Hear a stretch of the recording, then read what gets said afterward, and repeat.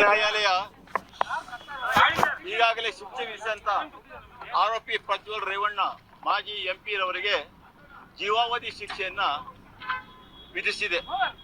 ಜೀವಾವಧಿ ಶಿಕ್ಷೆ ಅಂದರೆ ಆ ಕಾನೂನಿನಲ್ಲಿ ಇರುವಂತೆ ಸಂಪೂರ್ಣ ಜೀವನದ ಉದ್ದಕ್ಕೂ ಜೈಲಿನಲ್ಲಿ ಇರಬೇಕಾಗತ್ತೆ. ಮತ್ತು ಅದಲ್ಲದೆ ನಾವು ಏನು ಪ್ರಾಸಿಕ್ಯೂಷನ್ ಪರವಾಗಿ ಯಾವ್ಯಾವ ಕಲಂಗಳನ್ನು ಅನ್ವಯಿಸಿದೆಯೋ ಆ ಕಲಂಗಳಲ್ಲಿಯೂ ಸಹ ಪ್ರತ್ಯೇಕ ಶಿಕ್ಷೆಗಳನ್ನ ವಿಧಿಸಿದೆ. ಅಲ್ಲದೆ ಪ್ರತ್ಯೇಕ ದಂಡವನ್ನು ಸಹ ವಿಧಿಸಿದೆ. ಒಟ್ಟಾರೆಯಾಗಿ 11,50,000 ದಂಡ ವಿಧಿಸಿದೆ.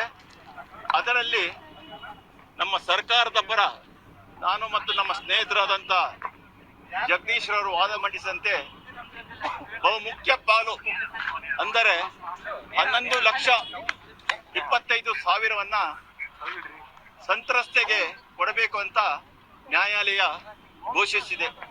ಯಾಕಂದ್ರೆ ಸಂತ್ರಸ್ತೆ ಯಾವ ಒಂದು ಒಳ್ಳೆಯ ಸ್ಥಿತಿಯಲ್ಲಿ ಇಲ್ಲ ಮತ್ತು ಅಲ್ಲದೆ ಸಮಾಜಕ್ಕೆ ಮುಖವನ್ನು ತೋರಿಸುವಂತ ಸ್ಥಿತಿಯಲ್ಲಿ ಇಲ್ಲ.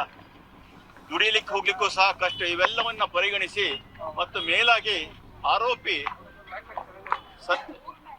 ಸಂಸತ್ ಸದಸ್ಯನಾಗಿದ್ದರಿಂದ ಅವರ ಸಂಸತ್ ಸದಸ್ಯದ ಅವಧಿಯಲ್ಲಿ ಈ ಅತ್ಯಾಚಾರವನ್ನು ಎಸಗಿದ್ರಿಂದ ಗಂಭೀರವಾಗಿ ಪರಿಗಣಿಸಿ ಒಂದು ವಿಶೇಷವಾದ ಒಂದು ಗರಿಷ್ಠ ಪ್ರಮಾಣದ ಶಿಕ್ಷೆಯನ್ನು ಮಾನ್ಯ ನ್ಯಾಯಾಲಯ ವಿಧಿಸುವುದರ ಮೂಲಕ ಕಾನೂನು ಮಾಡುವವರಿಗೆ ಒಂದು ಕಠಿಣ ಸಂದೇಶವನ್ನ ರವಾನಿಸಿದೆ.